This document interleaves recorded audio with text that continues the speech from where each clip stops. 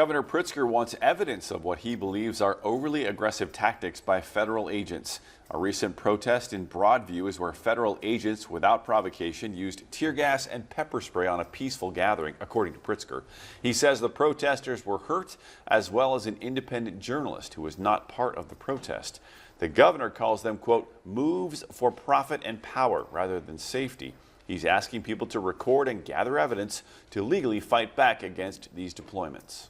So people of Illinois, we need your help.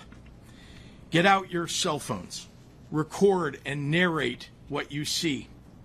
Put it on social media. Peacefully ask for badge numbers and identification.